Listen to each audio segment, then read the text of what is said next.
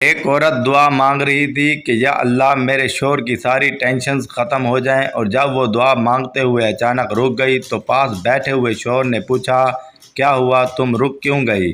بیوی: میں آپ کی سب ٹینشن ختم ہونے کی دعا مانگ رہی تھی، پھر خیال آیا کہ آپ کی سب سے بڑی ٹینشن تو میں خود ہوں، کہیں میں ہی نہ مر جاؤں۔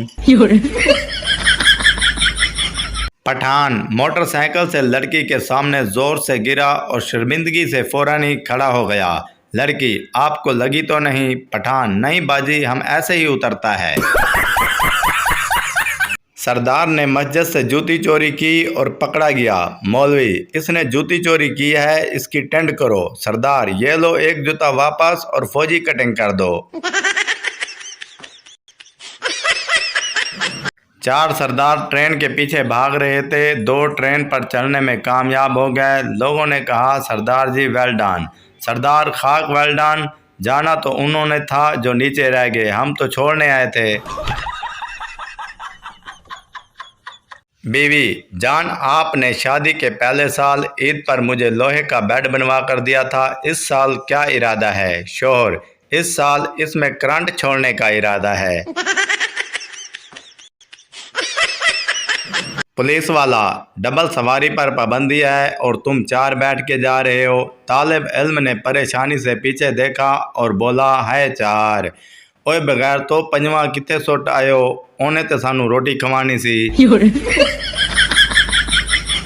ایک شخص اپنے آپ کو بہت بڑا گلوکار سمجھتا تھا، ہر جگہ بیٹھا گاتا رہتا تھا۔ ایک دفعہ وہ کہیں بیٹھ کر گا رہا تھا کہ ایک بزرگ وہاں آ کر بیٹھ گیا اور اس کا گانا سننے لگا۔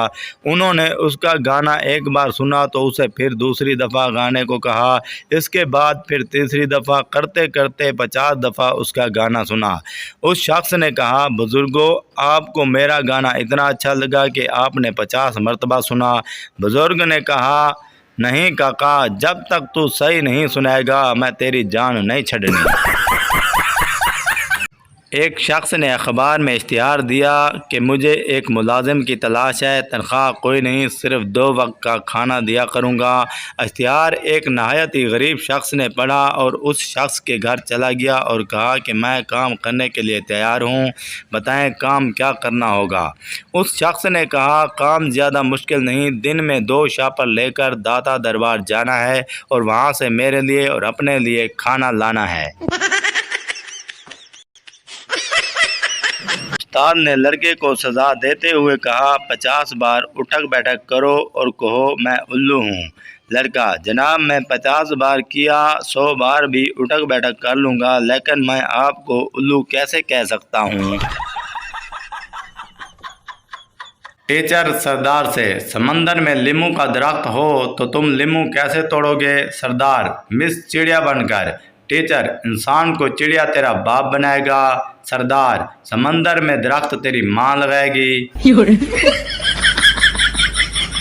پٹھان وابڈا آفس جوائن کر کے بولا، جناب لائٹ بند کر دو۔